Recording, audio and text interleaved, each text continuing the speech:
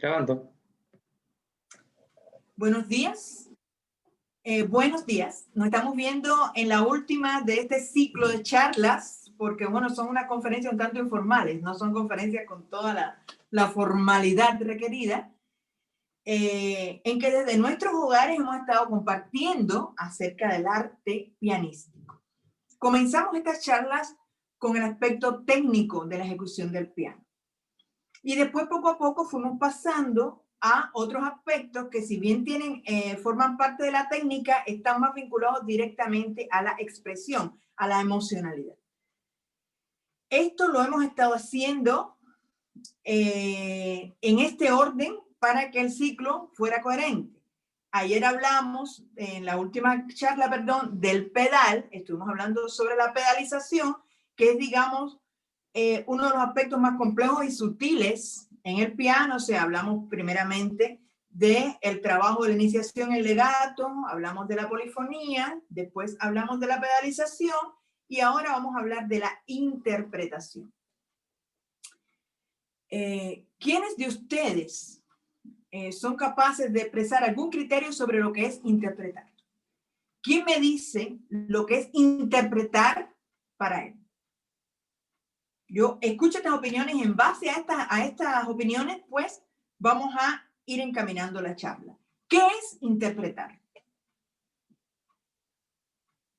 ¿Qué hago cuando estoy haciendo función de intérprete musical? ¿Queda abierta la pregunta? ¿Lo escucho? Es como descifrar musicalmente lo que un compositor X quiere decir o expresar a través de la partitura, de un código, del código, por decirlo así, que es solo un papel. Muy bien, muy bien. ¿Quién más dice algo? Muy bien, Antonio, muchas gracias. ¿Quién dice algo más? Yo lo veo, claro, como Toño lo dice, como una traducción de lo que el compositor quería expresar a la partitura, pero aparte de eso agregaría el hecho de que, al menos en el caso del piano, la interpretación también está relacionada con tratar de expresar ciertas articulaciones en el piano para simular otras cosas, como otros instrumentos, por ejemplo, que el piano da esa capacidad. En algunos momentos, sí, efectivamente. Hay momentos en que no es orquesta. Claro. O sea, distintas herramientas podríamos decir que uno tiene que tener para poder representar ciertas cosas como otros instrumentos o otras cosas como sonidos de pajaritos, qué sé yo, sonidos del agua, pero todo en base a lo que el compositor está pidiendo. Muchas gracias, Germán. Bien. ¿Quién más me dice algo sobre interpretar? ¿Qué es interpretar? A mí me parece de que es el arte más complejo, el arte más complejo dentro del mismo arte musical, y que tiene que ver con la transparentación del mundo emocional del artista, del compositor en este caso, pero que además cobra como una vida especial dentro del mismo intérprete, porque muchas veces hay cosas que el compositor expresa en la partitura y que el intérprete mismo logra descifrar, como dijeron los compañeros, y logra darle un complemento que incluso el compositor quizás no lo había visto así al momento de haber escrito en la partitura. O sea, generalmente el intérprete trata de suplir precisamente a que el compositor ya no está para él tocar su obra, pero también está para poder ampliar la mirada que el mismo compositor pudo haber dejado ahí. Muy interesante. La amplía, en definitiva, el intérprete. Pablo, con la parte, para después desarrollarlo, vamos a quedarnos con la parte de que somos capaces de encontrar en la obra información que el mismo compositor no se había propuesto entregar. Vamos a quedarnos con esa parte y si después se nos olvida, tú por favor señálalo, porque el tema es bastante largo y complejo. Señala. Recuerde, profe, que vamos a hablar de la parte de la información inconsciente que transmite el compositor a través de su obra. Que es como profe, se llama. Si me permite, podría agregar algo a lo que dijo Pablo, como una frase de Chopin, que Chopin decía de que Liszt interpretaba sus estudios incluso mejor que él. Él prefería la interpretación de Liszt de los estudios de Chopin a su propia interpretación de los estudios de Chopin. Exacto. Y después vamos a ver por qué. O sea, en el trayecto de esta charla vamos a ver lo que pasa con los estudios de Chopin y con la interpretación de Liszt. También recuérdalo, guarda esa parte y recuérdalo para tomarlo después. Yo quería agregar algo que creo que está Sí, tácito en lo que ellas dijeron. Interpretar es un acto de comunicar. Al comienzo Antonio habló de descifrar, y yo creo que efectivamente hay un proceso de decodificación de un mensaje, exacto. pero también el intérprete tiene que codificar nuevamente a través de lo que hace en el instrumento para hacer música, y eso implica comunicar algo. Y eso se llama co-crear. Justamente. La co-creación. Eso también tómalo y déjalo como la parte más importante de lo que tú has dicho, como hemos hecho con los demás. Y al final vamos a tomar esos tópicos punto por punto, si es que no se van dando en la charla, que es un poco informal, y yo también tengo la costumbre de dejar que se direccione hacia donde fluya. Por eso ahora noto, porque a veces se direccionaba a un lugar que no tenía nada que ver, y ahora noto y lo tengo delante de mí para no perder tampoco el hilo, porque esa era una de las peores cosas que me sucedía cuando comencé a conversar sobre temas tan extensos y tan importantes. Y es lo que pasa, que los temas son infinitos. Estos temas son infinitos, no dan para una hora. Es para muchas conferencias sobre este tema. Entonces, ¿ustedes me escuchan bien? Quiero saber. Perfecto. En primer lugar, todo lo que han dicho es interesante, todo es nutritivo y todo denota que ustedes son músicos que no empezaron ayer en la música. Son músicos con una determinada experiencia. Ahora, interpretar literalmente es traducir. Eso quiere decir interpretar. Cuando decimos somos intérpretes de francés, es porque estamos traduciendo a otro idioma, o intérpretes de inglés del idioma que sea. Pero nosotros no traducimos palabras, nosotros traducimos sentimientos y emociones.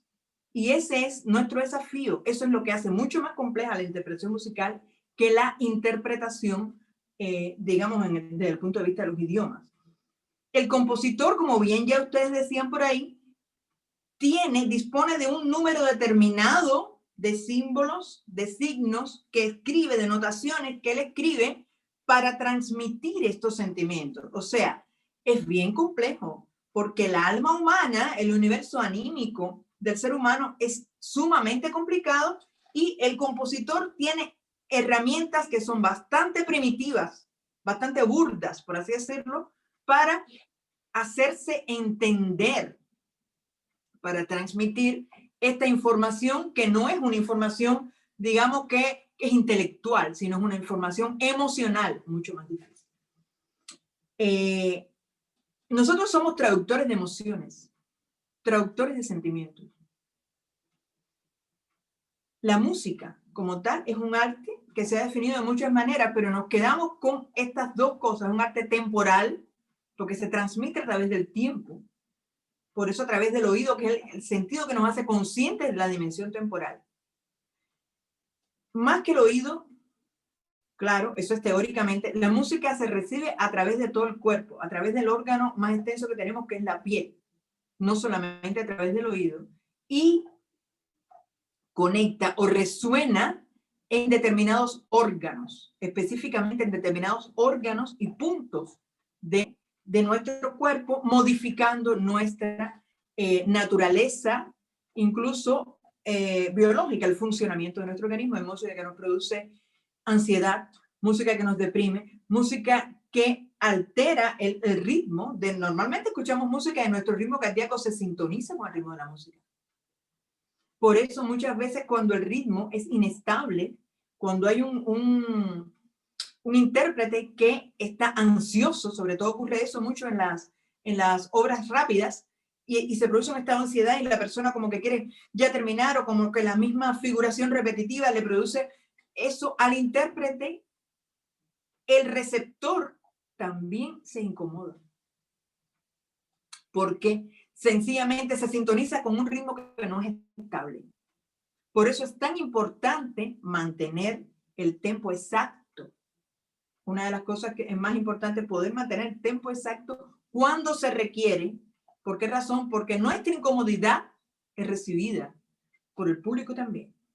La música es un arte abstracto, con un lenguaje solamente comparado con el de las matemáticas en ese punto. O sea, hay emociones mucho más complejos que el de las palabras, sí, les quiero decir. Hay emociones que traducidas en palabras, que produce la música, que traducidas en palabras nunca son exactas.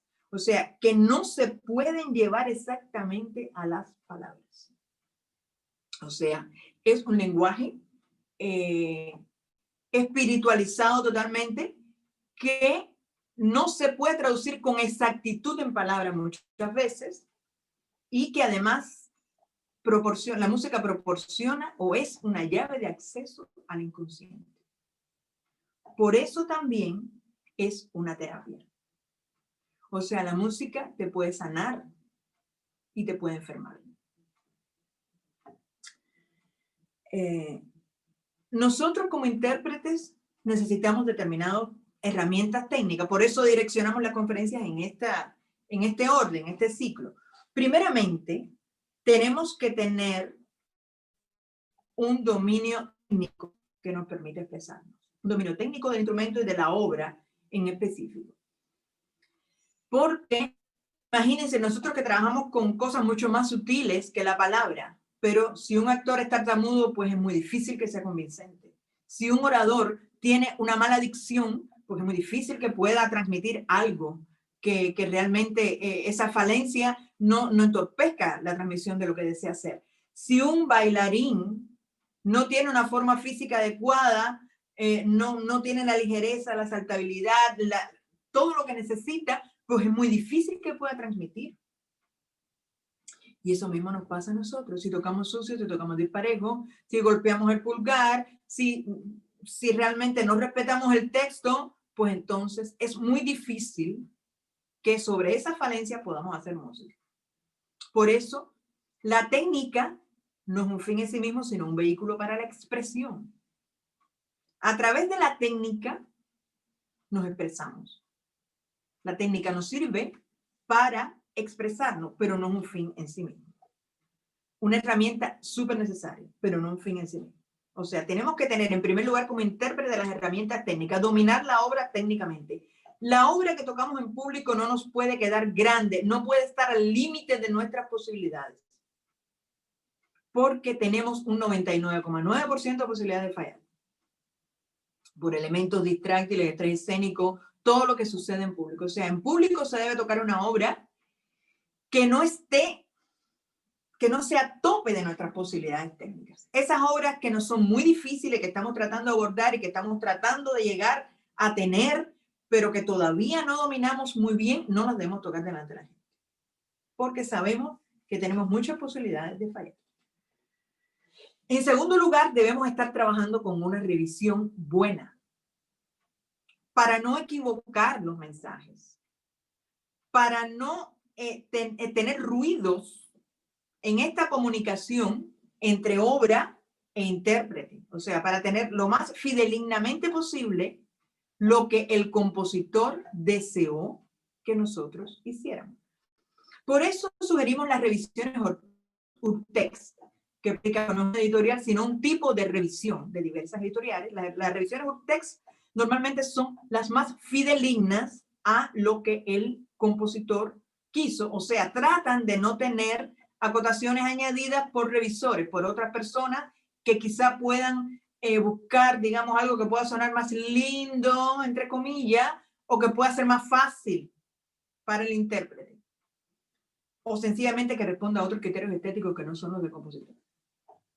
O sea, tener una revisión lo más literal posible nos va a ayudar a no cometer errores al traducir.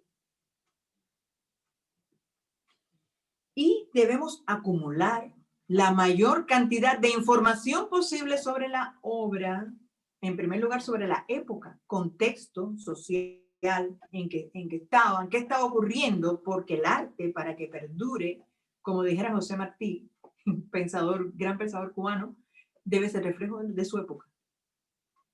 O sea, el arte, para que perdure, debe ser reflejo de su época, y mientras más nacional es, más universal se convierte. O sea, debemos buscar qué pasaba socialmente en el país, en el lugar en que estaba el autor, qué le estaba pasando a él. Después, ¿para qué compuso la obra? ¿Con qué fines? ¿En qué etapa de su vida se encontraba? Ya que los músicos, los compositores también tienen una evolución. No podemos comparar al Beethoven del concepto número 1 con el del concepto número 5. Es absurdo compararlos porque son personas musicales diferentes, porque ocurrió una maduración, porque ocurrieron cambios a su alrededor y en él mismo. Y así ocurre. La periodicidad en los compositores es súper buena, súper bueno conocerla y profundizar en ella, porque las obras juveniles de Mozart no tienen comparación con las últimas obras que él hizo, y son ejemplos de dos compositores. Esta evolución, este cambio se produce en mayor o menor grado en todos los compositores. Y por eso hay que ver en qué etapa de su vida se encontraba, en qué circunstancias fue compuesta la obra, a quién fue dedicada, dónde estaba viviendo, qué hacía. La mayor cantidad de información que yo pueda acumular es súper importante para yo poder tener una imagen real de qué se trata la obra. Y en cuarto lugar, tenemos que tener el dominio escénico adecuado. Tenemos que tener un entrenamiento escénico. Delante de otras personas suceden cosas muy distintas de las que suceden cuando yo estoy estudiando en mi casa.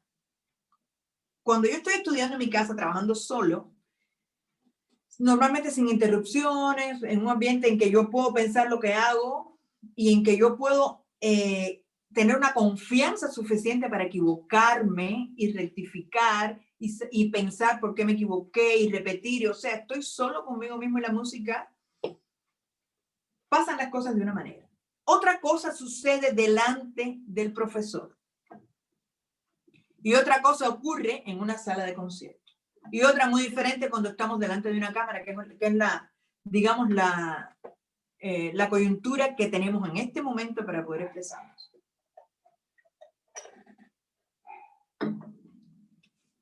Todas estas circunstancias deben ser analizadas por nosotros y un poco ser nuestro laboratorio.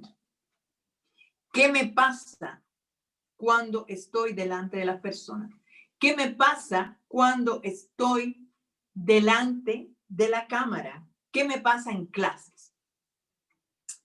Como dijera Misha Mason, este genial chelista, para mí uno de los mejores músicos vivos que existen, nadie debe utilizar su instrumento para demostrar lo bien que toca.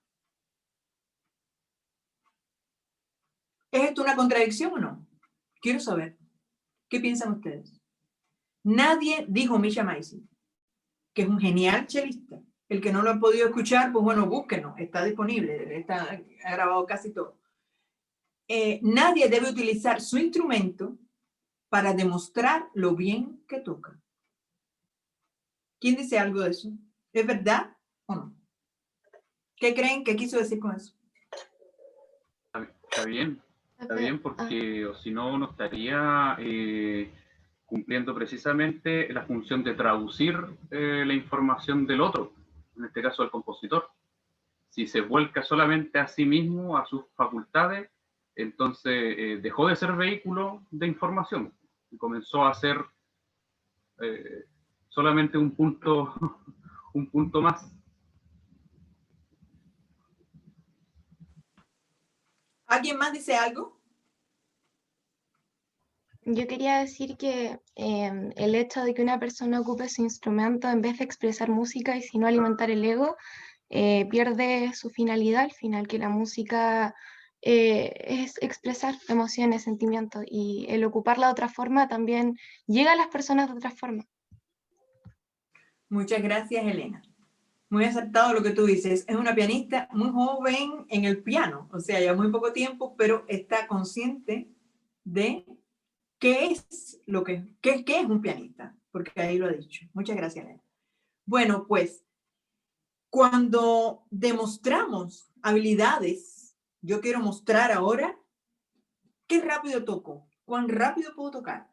Yo quiero demostrar lo buenas octavas que tengo. Miren, esta obra voy a demostrar que mi velocidad es la de nadie en el mundo. Eso es atletismo, no es música. O sea, cuando el virtuosismo seco, vacío, donde la técnica es lo que se quiere demostrar, sencillamente no es arte. Por eso es que Maishi dice esto: nadie debe usar su instrumento para demostrar lo bien que toca, sino que el instrumento se usa para hacer la música. Claro que para hacer música, contradictoriamente, hay que tocar bien. Él toca muy bien. O sea, hay que tocar bien para hacer música, pero nuestra finalidad no debe ser demostrar lo bien que tocamos, sino poder expresar contenidos emocionales plasmados en una obra. El arte, para que sea arte, tiene que subyugar, tiene que hacer a la persona sentir algo. Ese algo no tiene que ser lindo. Es algo sencillamente que llegue al alma, que la persona quede con eso y que sencillamente se impregne en su vida y pase a formar parte de la vida de la persona. Ahora, si usted toca rápido o una melodía bastante, digamos, pegajosa, que puede estar linda, o toca, no sé, el rondó a la turca a una velocidad astronómica, o el vuelo de moscardón en octava a 20 por segundo, eso está muy bien. Usted hizo un esfuerzo físico, intelectual, denota disciplina, denota incluso que usted puede ser un genial pianista, pero eso no quiere decir que usted sea un músico convincente. Eso no quiere decir que usted sea un artista. Por eso es que nadie debe usar su instrumento para demostrar lo bien que toca. Es verdad. Pero pedagógicamente, para transmitir algo con el instrumento, hay que tocar bien. Esa es la segunda parte de ese pensamiento. Ahora, el dominio escénico depende del entrenamiento escénico. Por eso yo insisto en que toquen, aunque sea por Zoom, aunque se oiga una nota de 3, aunque se escuche mal, no importa. Pero la sensación de ustedes al tocar delante de una cámara va a ser totalmente diferente a cuando están solo con la profesora, a cuando están en la casa. Para terminar con el tópico de lo que es demostrar cuando uno toca, ¿no les ha pasado que estudian? O sea, saben que resolvieron técnicamente algún problema y dicen, voy a llegar a la clase y le voy a mostrar a la profe cómo avancé. Y ese día es el día que más mal tocan. ¿Les ha pasado? ¿Les ha ocurrido? Y uno dice, pero ¿cómo es posible? Entonces viene el famoso, en mi casa me salía. O a mí cuando estaba solo me salía bien. Bueno, eso a veces es mentira. A veces es una mentira que utilizan los estudiantes cuando no estudiaron. Ay, pero si en mi casa me salía bien. Pero a veces es cierto. A veces, cuando en la casa resolvemos algo y vamos a demostrar, yo le voy a mostrar ahora a la profe lo que yo hice. Ella va a decir qué buena eres, qué bien tocaste, qué buen alumno. Y ahí está, ¿qué cosa? Una trampa del ego, como decía muy bien Elenita. Decía que el ego no debe estar, es una trampa del ego. Ahora la profesora va a decir que soy bueno. ¿Comprenden? Me va a decir que soy bueno.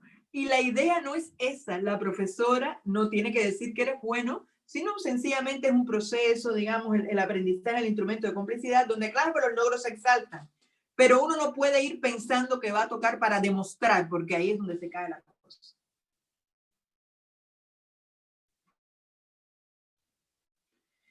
Y toda una clase sencilla.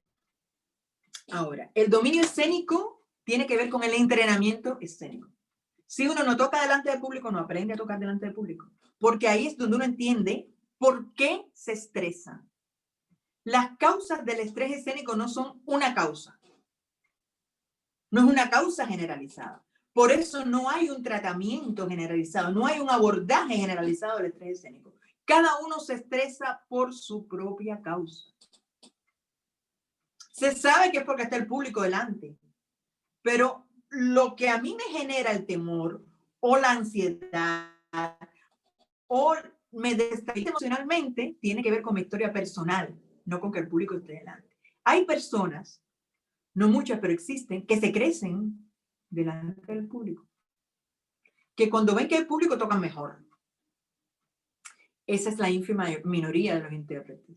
La mayoría normalmente se distrae, está pensando cuánta gente hay, qué es lo que no hay que pensar, y está pensando, digamos, cómo me veré, cómo me verán ellos desde allá, y si me equivoco, y si se me olvida, todos son diferentes para cada persona.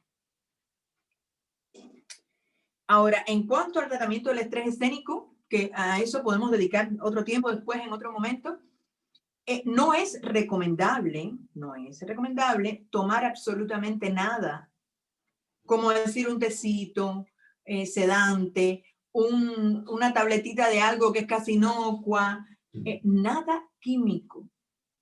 Nada químico. ¿Por qué razón? Porque todo agente químico que usted se introduzca en el cuerpo, en dependencia de su sensibilidad, y la sensibilidad del artista es amplificada.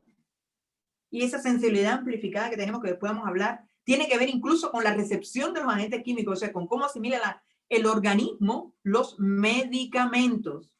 Fíjense. Fíjense. Las reacciones alérgicas son mucho más comunes entre los artistas. Si no, pueden buscarlo. Esto puede hacer sencillamente que haya pequeños cambios casi imperceptibles. Y entonces, digamos que esos detalles que diferencian una interpretación genial de una buena o de una, sí, ya, pero nada del otro mundo me pasa, están en cosas muy sutiles. Y esas cosas muy sutiles se pueden ver alteradas por un agente químico que introduzcamos en nuestro organismo. Además de que puede haber pequeñísimas variaciones en el tempo que pueden hacer la diferencia entre el éxito y el fracaso. Porque todos sabemos que cuando tocamos una obra de velocidad o un pasaje de velocidad, si agarramos un poquito más o un poquito menos de la velocidad que tenemos programada, posiblemente ocurra algo que no esperamos.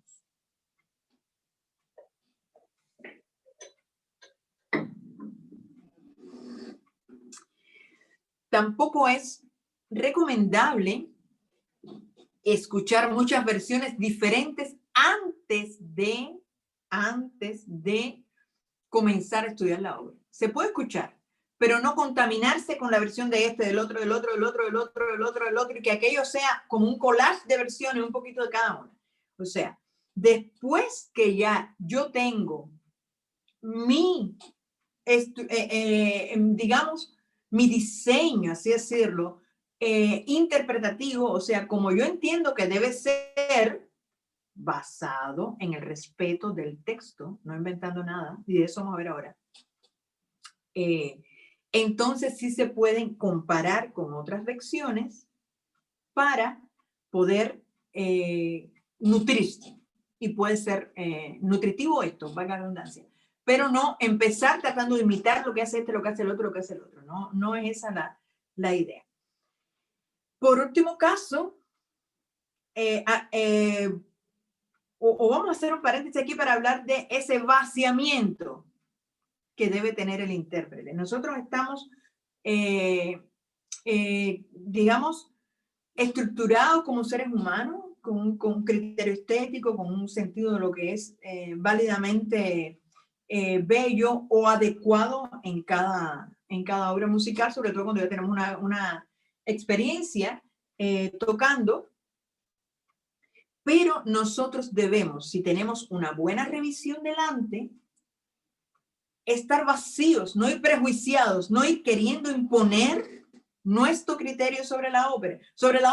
Por ejemplo, aquí voy a meter el acorde forte. No, tranquilo. A ti te puede parecer, tú puedes creer que es así, pero hay que respetar, teniendo en cuenta que tenemos una edición Urtext y de las mejores, porque no todas, como yo lo dije, no todas no tienen ningún cambio. Algunas tienen algunos cambios introducidos, pero bueno, hay revisiones Urtext mejores que otras para determinados compositores incluso.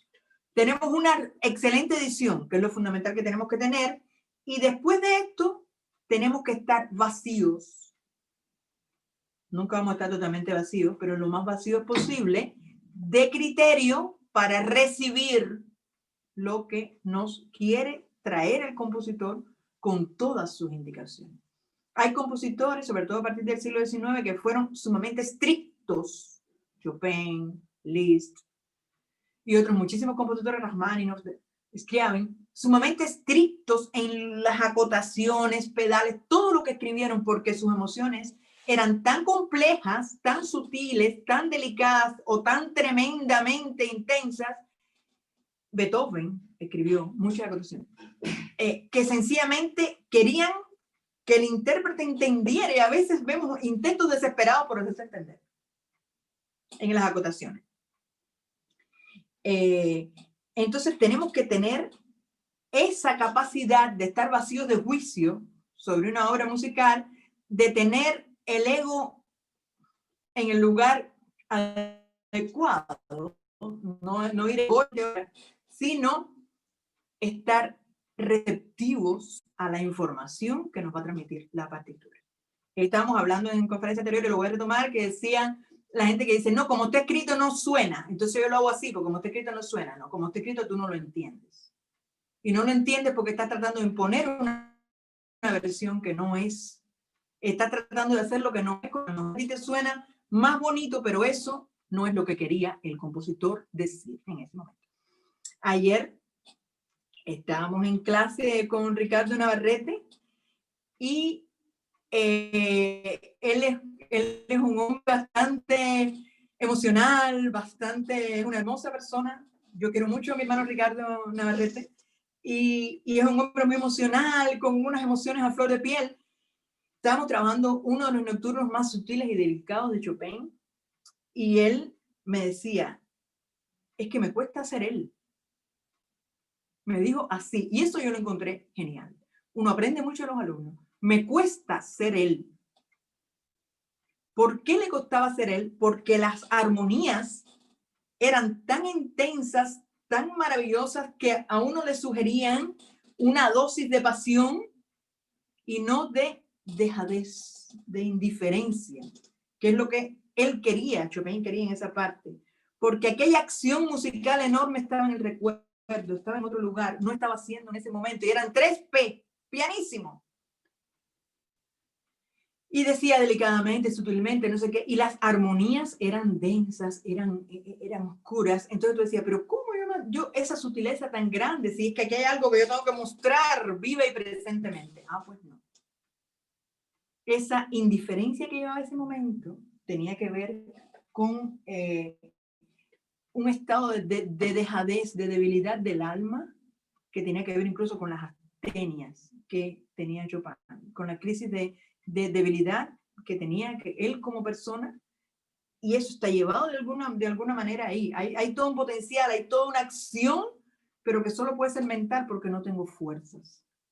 Y eso era típico de Chopin, producto de todas sus enfermedades y de todo el cansancio emocional y su neurosis que tenía, porque él no solamente tenía un cansancio y digamos un estado de abandono físico por momentos en que ya no podía, se desgastaba de pronto y caía, sino que tenía un cansancio emocional, un cansancio emocional de la incomprensión, un cansancio emocional de la sociedad, un cansancio emocional de la vida que le había tocado vivir relacionado con estas cosas, que ya no tenía que ver, digamos, directamente con su estado físico, aunque ambas cosas iban unidas, por supuesto.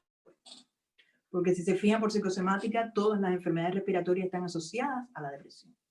Y Chopin tuvo enfermedades respiratorias desde que era niño continuamente, incluso enfermedades raras de difícil diagnóstico respiratorio siempre. O sea, a la música, y ahora voy a decir una frase que es importante, hay que permitirle ser. Muchas veces queremos hacer música, pero a la música hay que permitirle que nos haga a nosotros. No ir prejuiciados, no ir con mi idea de cómo deberían hacerse las cosas, sino tratar de entender incluso aquellos momentos en que nos parece que la dinámica la textura de la obra, las indicaciones de fraseos, un acento que pueda haber, un regulador, algún símbolo, alguna palabra, algo, todos los datos, por mínimo que sean, no tienen nada que ver con lo que nosotros entendemos que debería ser en ese momento de la obra. ¿Comprende? El vaciamiento es importante. Saber tener un estado de neutralidad que le permita a la música convertirse en nosotros, nos permita ser un vehículo limpio para la transmisión de las emociones de esta música, no llenarlo con emociones de nosotros, porque esto es diletante, no es profesional. Ahora, como quinto punto, la necesidad de una conciencia ampliada en el artista, en el intérprete. ¿Qué ustedes creen que quiere decir, que quiero decir cuando yo digo necesidad de una conciencia ampliada? Lo escucho.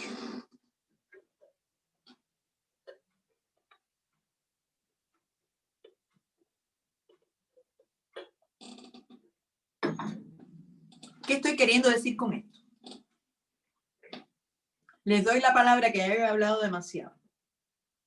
¿Qué quiero decir cuando digo que el intérprete necesita tener una conciencia ampliada? No solamente la humildad necesaria para ser el receptáculo de la música y no imponer una versión y no imponer un criterio por encima, pasando a llevar el del propio compositor. Cuando yo digo que tenemos la necesidad de una conciencia ampliada, ¿a qué me estoy refiriendo? ¿Profe? ¿Sí? En realidad no lo tengo muy claro, pero por lo que usted dijo que le dijo Ricardo Navarrete, me da la impresión que tiene, o sea, usted lo ha dicho muchas veces, lo dice en clase y la verdad yo nunca lo he tenido muy claro, pero por lo que dijo recién de Ricardo Navarrete, me da la impresión de que además de eso que acaba de decir usted, tiene que ver con el hecho de ponerse en el lugar del intérprete y ver, no sé, como estar más allá de lo que uno ve desde su punto de vista, sino que ver desde otro punto de vista. Esto, quédate ahí, más allá de lo que uno ve desde su propio punto de vista. Nosotros, eso está muy bien. ¿Qué ocurre? Nosotros tenemos que servir de vehículo para una obra, de transmisión de sentimientos y emociones a través de una obra. Y no basta con que yo esté receptivo, yo tengo que tener la capacidad de ver más allá de lo que está escrito, sin equivocarme.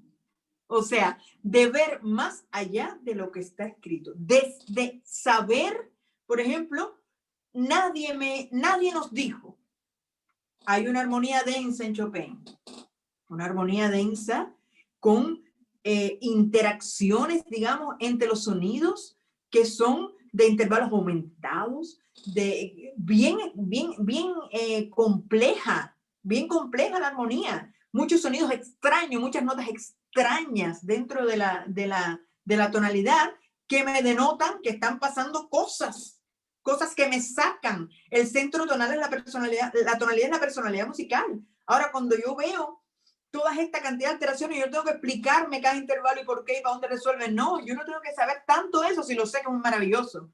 Pero sobre todo yo tengo que saber que están pasando cosas raras, por sonidos raros, y esas cosas raras nosotros cuando las tocamos decimos, miren lo que viene aquí, esto es tremendo. Y lo traducimos en preguntas, en dudas, en inquietudes, y eso está ahí. Pero a mí nadie me dice que Chopin pone piano, piano, piano, y delicadamente, o con abandono, o estos términos, porque él estaba en una crisis de astenia, o porque le pasaban crisis de astenia, pero yo tengo que entender, tengo que tener la capacidad de entender, de ser él, como dice Ricardo, justamente, la capacidad de tomar la información, tener las antenas, por así decirlo de alguna manera, bien receptivas para entender la información que no está explícita, sino implícita. Es más, yo puedo desarrollar la capacidad de recibir la información inconsciente, esa que el compositor no quiso directamente manifestar, pero que está ahí. Y eso lo vamos a ver de alguna manera, porque en el trayecto ya no nos queda mucho, sí. Así que tengo que apurar todo esto. Los compositores muchas veces desnudan su alma sin querer. O sea, hacen una obra con un propósito, pero es que lo que les está pasando a ellos en su vida auténticamente permea esa obra. Lo que les está pasando a ellos y que no tiene nada que ver con el sentido de esa obra, que puede ser, no sé, una obra por encargo, como muchas de estas obras, dedicada a la baronesa no sé quién, que se había comprado un castillo nuevo. No sé, cualquier cosa. A la señorita no sé qué, que tocaba el piano tan romántica y lindamente. Pero a ese compositor le estaba pasando algo que a lo mejor no tenía nada que ver con eso. Y eso está por ahí, en algún lugar. ¿Comprenden? En algún lugar de la música. La música no solo transmite la información que se produce el autor, sino información consciente. La explícita, la que es parte de la naturaleza anímica del compositor, incluso puede ser, se puede transmitir, no solamente esa, sino también la parte negada de la personalidad del compositor, la sombra. ¿Comprenden? Schumann, la locura. Schumann no trató de mostrar su desequilibrio conscientemente en su obra, pero estaba ahí. Estaba ahí. Y eso es información inconsciente. Beethoven, la ira. Él trató de tener una música heroica, pero esa personalidad iracunda que rompía las cosas, el tipo que rompía las cosas, que lo expulsaban de los arriendos porque molestaba con sus gritos, con todo. Eso no era precisamente lo que él quería transmitir conscientemente en su obra. Pero ahí está. Ahí está. Bartók, el miedo, con sus silencios de expectativa, con esos silencios que ya no son de expectación, el miedo traducido en agresividad. En este caso sí, él quiso mostrar agresividad muchas veces, pero el miedo implícito detrás de esa agresividad, ese odio metido detrás también, ahí estaba. En el caso de Chopin, la fragilidad, la presencia de la muerte, la sensibilidad extrema, todo eso estaba ahí, aún en los valses más fríos.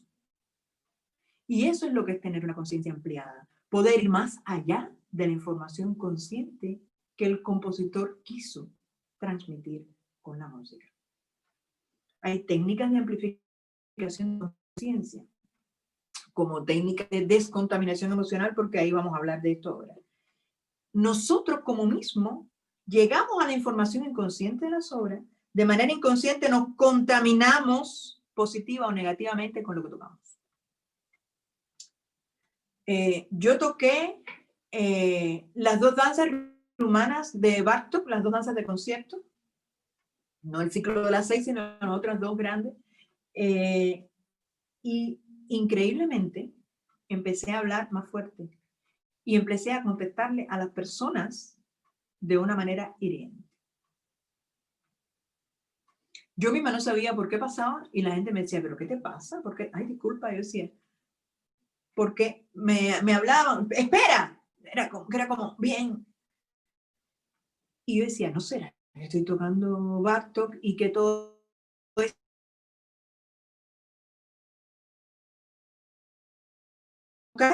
tenía que ver, de cuando estaba trabajando la operativa, tenía que ver con la molestia, con la rabia.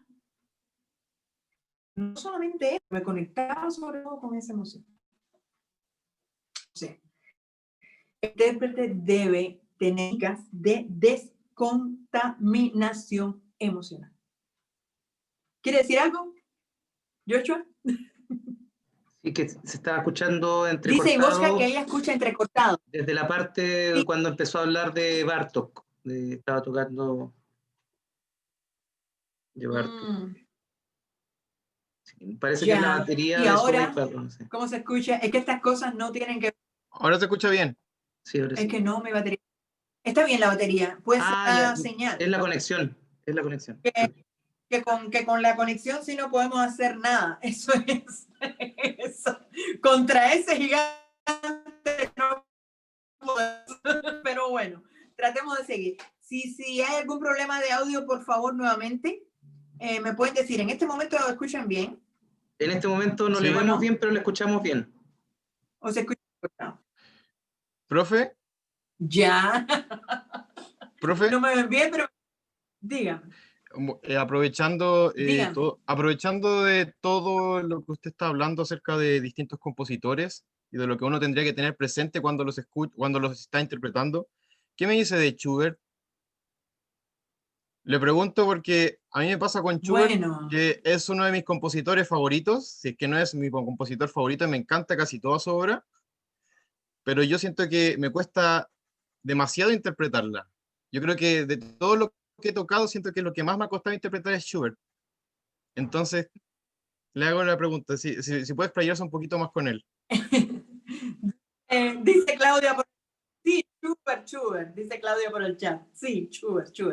Bueno, a veces ocurre, o sea, hay compositores que a nosotros se nos dan mucho más fácil, porque por eso que están más acorde con nuestra manera que como que sintonizamos obviamente con ese mensaje.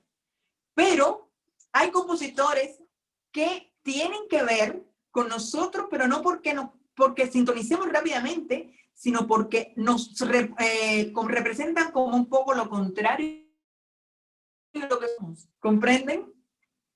Y nos dan un descanso de nuestra propia naturaleza, por así decirlo. Por ejemplo, no vamos a individualizar, no vamos a decir, vamos a analizar a Herman aquí. No, vamos a ver por qué le gusta Schubert a Herman. O sea, no es esa la idea no es esa. Pero, por ejemplo, yo siempre quería tocar Debussy. No tenía nada que ver conmigo. Yo soy una persona vibrante, presente, humana. Me quedaba bien Bach, me quedaba bien Beethoven, me quedaba bien Juan Sebastián Bach. Me quedaba bien la última etapa de Mozart, porque era pre-beethoveniana. Me quedaba incluso bien Chopin, me quedaba bien Liszt, pero Debussy, Schubert y Schumann eran como mi talón de Aquiles en la juventud. Y yo quería tocarlo. Yo quería tocar. Y yo tenía una profesora que me decía, prohibido, lo puedes trabajar en clase, pero no lo vas a tocar en público. Pasó mucho tiempo y ahora sí los puedo tocar. Y yo creo que yo estaba buscando sanarme un poco emocionalmente a través de esos compositores que, digamos, me ayudaban a concentrar y a, digamos, regular mi exceso de energía. ¿Comprende? Eso me pasaba a mí. Era la razón por la que me pasaba a mí. A veces nos gusta mucho un compositor que nos es muy difícil. Generalmente no es así. Generalmente nos gusta que nos sale bien. Ese me gusta porque él sintoniza conmigo. Pero a veces no es así, como me pasaba a mí con Debussy. Yo estaba loca por tocar Debussy y mis dedos y demasiado masculino para ese compositor o para determinadas obras de Debussy. Y pasó mucho tiempo y ahora sí lo puedo tocar. O sea, a veces nos ocurre que nos gusta un compositor o la obra de un compositor que nos es difícil. Y eso es bueno. ¿Por qué razón? Porque eso me da la información de que voy a ser capaz de entenderlo, aunque me cueste. O sea, puede ser que te cueste porque es lo contrario de lo que tú eres, en alguna medida. ¿Comprendes? O de lo que te resulta fácil.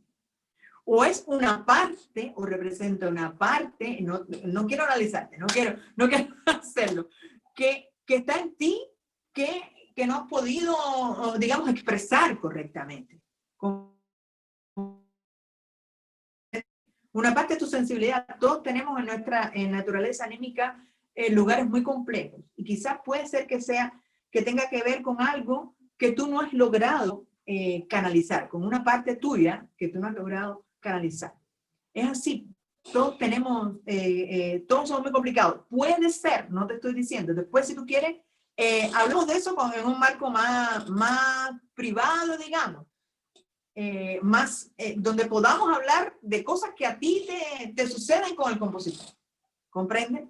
Ya más específica, porque ahora no tenemos tiempo, sobre todo, no porque vamos a hacer un psicoanálisis aquí, porque además yo no soy psicoanalista. Pero de qué ocurre con el compositor que te cuesta, pero en cambio te gusta. ¿Comprende? Y eso nos ha pasado a veces a muchos, porque a mí me pasaba con Debussy. A mí me pasaba con Debussy. Yo necesitaba descansar, necesitaba esa sutileza que la vida no me estaba dando la posibilidad de tener. Porque, digamos, estaba en un momento muy competitivo, en un momento que tenía que tirar hacia adelante, en un momento en que tenía que estar muy conectada con la vida. Y yo quería descansar tocando Debussy, pero no se me daba. No se me daba. Pero mi alma necesitaba descansar de esa manera.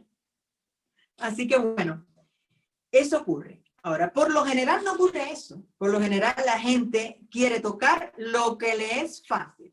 ¿Usted me escucha o no? Ya, qué bueno. Por lo general la gente quiere tocar lo que le es fácil. O sea, eso denota que eres una persona con una conciencia bastante ampliada y con una sensibilidad muy buena para tocar piano.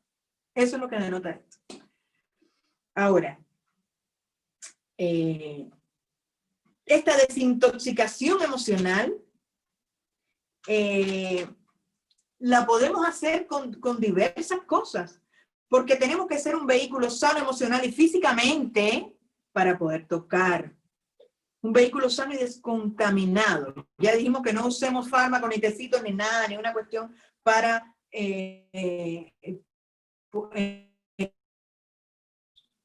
podemos usar ejercicios de relajación y de respiración, que son muy buenos, y que si quieren en otro momento yo les comparto específicamente para músicos.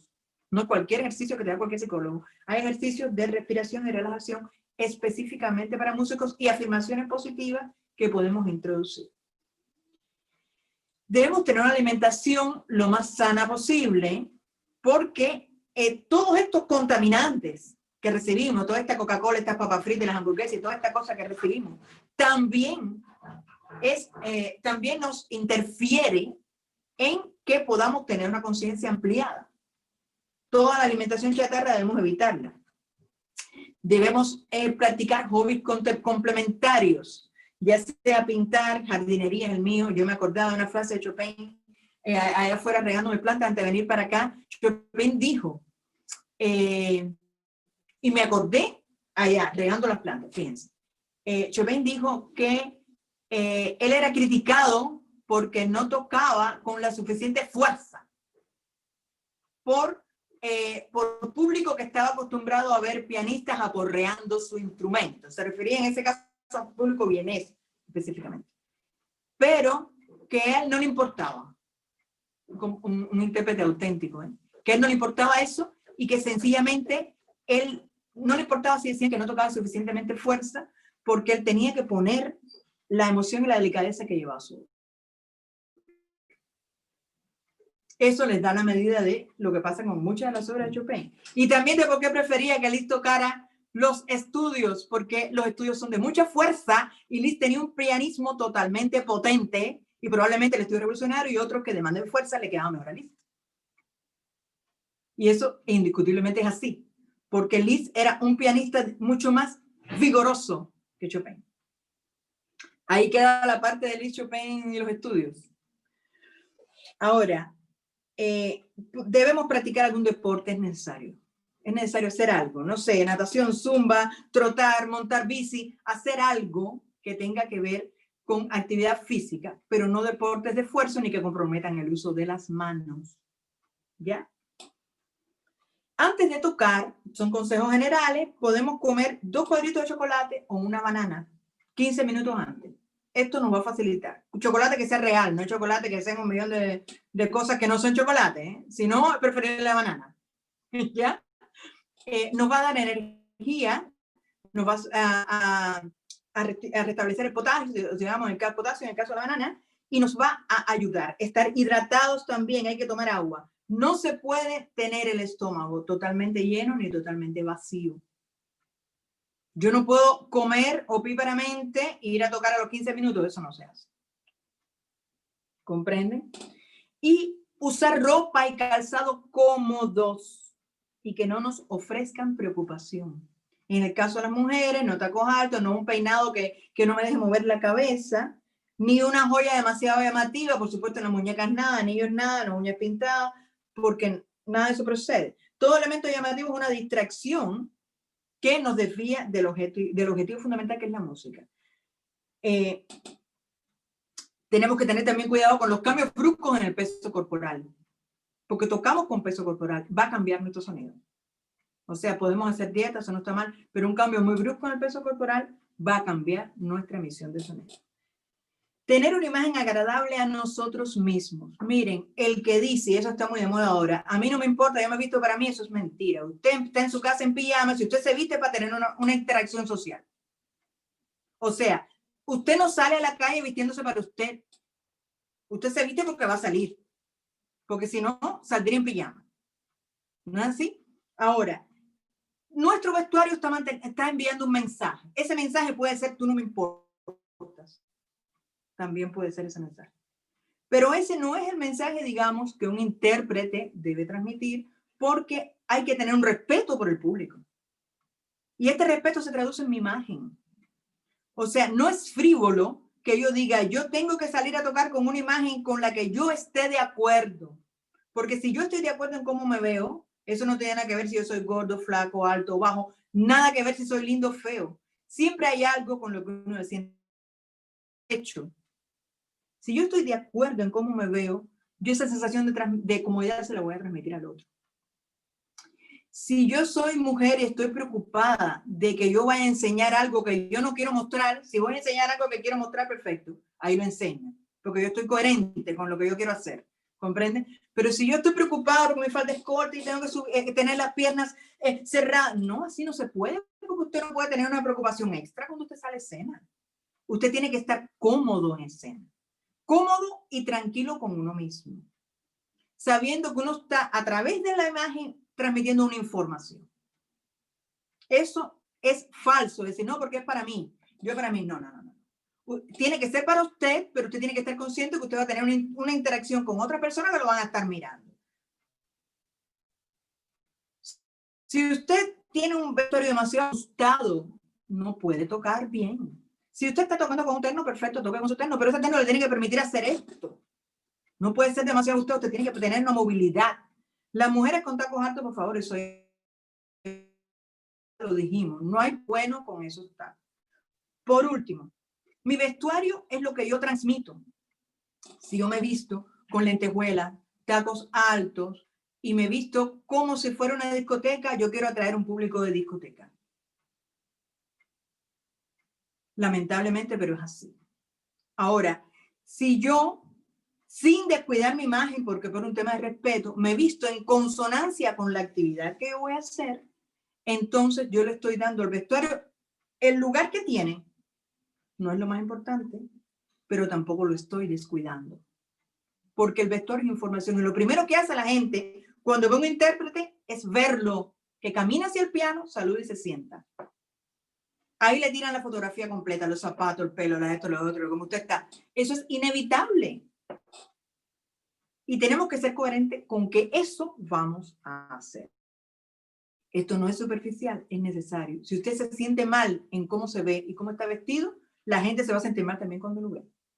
Y no tiene que usted lucir como un modelo. No es que usted no es modelo. Ya si para usted es más importante lucir como un modelo que tocar, bueno, pues entonces ya usted tiene otra situación. Tenía que haber estudiado otra cosa, me parece. Pero es sencillamente tener una imagen coherente y una imagen integrada con uno mismo, que va a ser más fácil integrarla hacia los demás. Miren, la idea de vestirse como una princesa, eso no es nuevo. Miren, ahí tienen a Halina Cherny-Stefanska, que se ponía los miles de collares de pelo, unos vestidos llenos de cosas, y parecía que era la reina Isabel de Inglaterra en una película de época, aquello, cuando salía esa señora a tocar. Y es una excelente pianista, y hacía esto.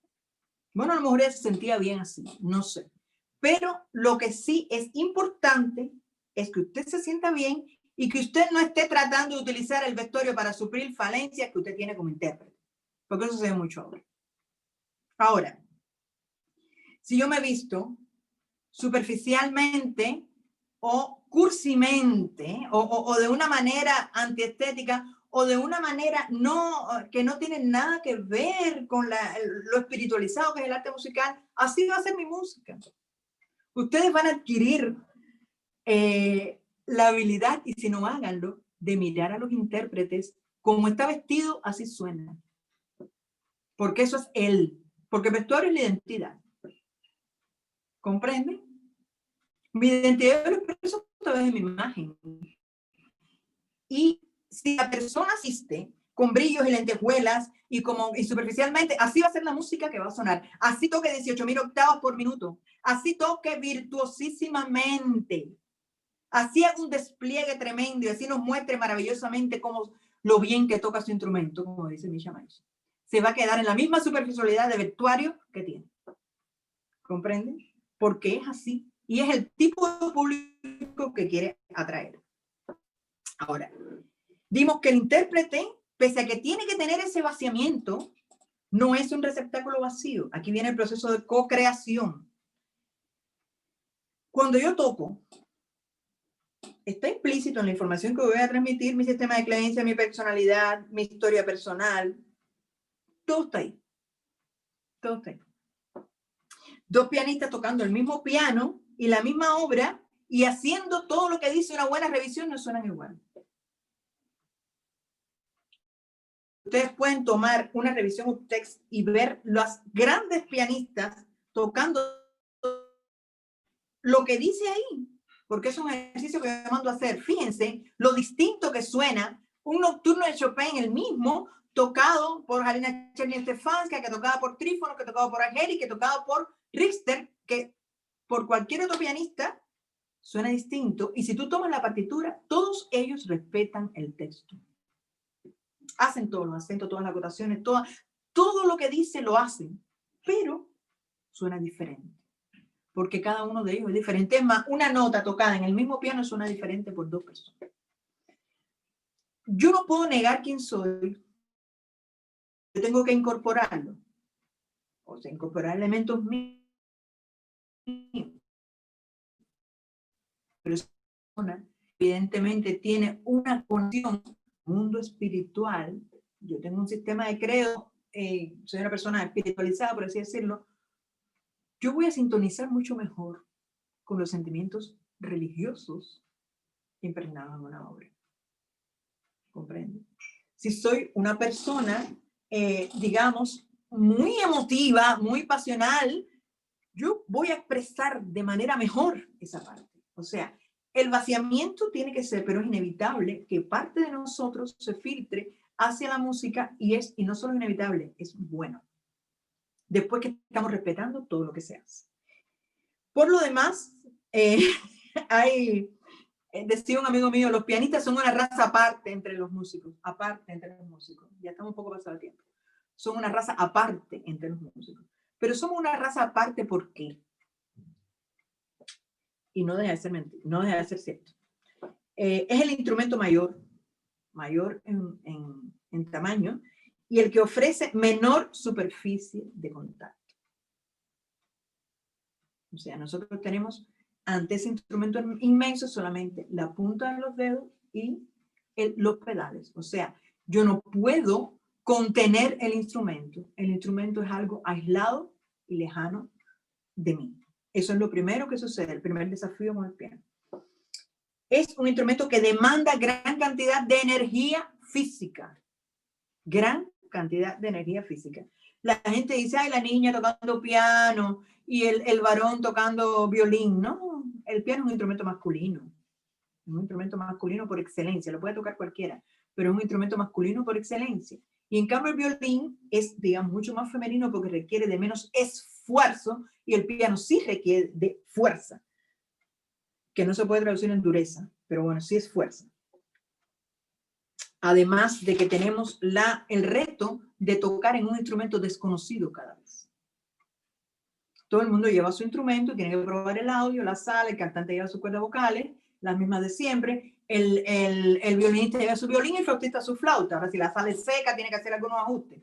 Si la sala es reverberante también. Depende de la sala. Nosotros tenemos que pensar en la sala y tenemos que conocer a ese individuo que está ahí y que nosotros no sabemos en qué lugar conectan los pedales, no sabemos si el teclado está, el calado es más alto o más bajo, no sabemos si es brillante, no sabemos si es oscuro, no sabemos si tiene buen cantable, no sabemos nada de esa persona con la cual vamos a interactuar.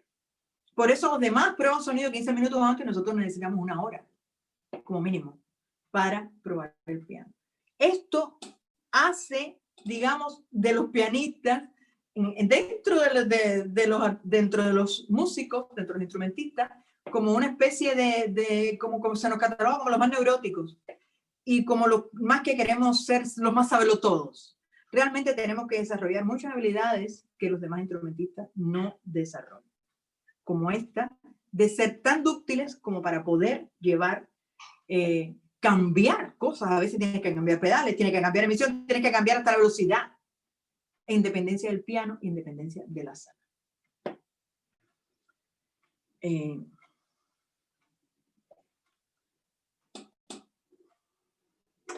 Ahora voy a decir esta frase que tengo aquí anotada: la música es un lenguaje poético, más apto seguramente que la propia poesía para expresar todo lo que dentro de nosotros mismos, lo que es dentro de nosotros mismos, traspasa los límites normales, lo que escapa al análisis lógico, lo que se encuentra en las profundidades inaccesibles.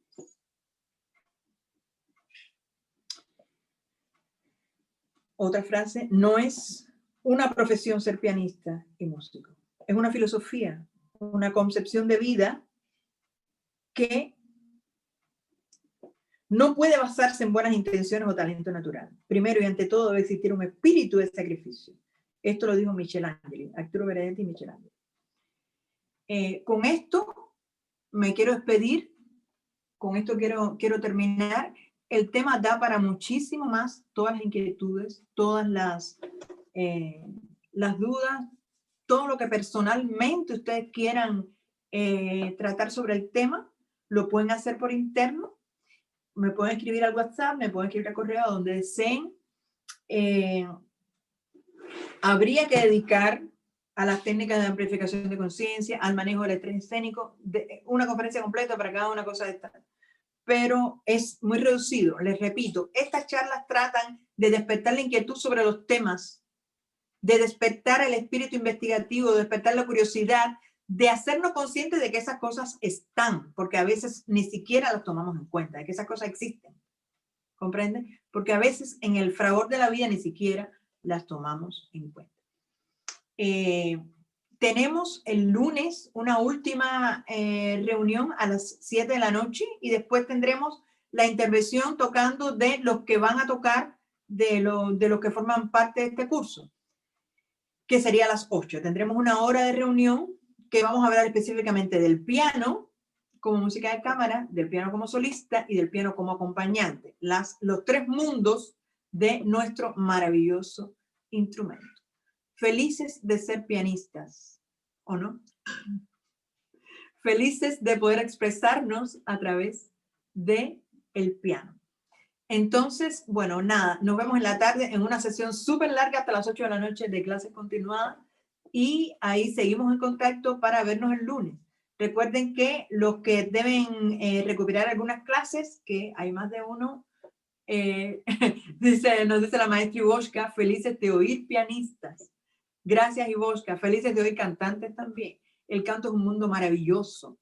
El mundo del canto es maravilloso. Es incluso mucho más misterioso que el de tocar el piano para mí. Pero bueno, eso es otra parte. Misterioso, quiero decir. Entonces los que les debemos clase me consultan por interno para la semana que viene. están recuperando, no han tenido, producto de que han estado inmersos en otra actividad, como se comprende. Así que nada, nos vemos en la tarde. Nos quedamos con que estamos felices de haber elegido este instrumento, que es todo un reto, todo un desafío para todo músico, y del que nunca terminamos de aprender. Así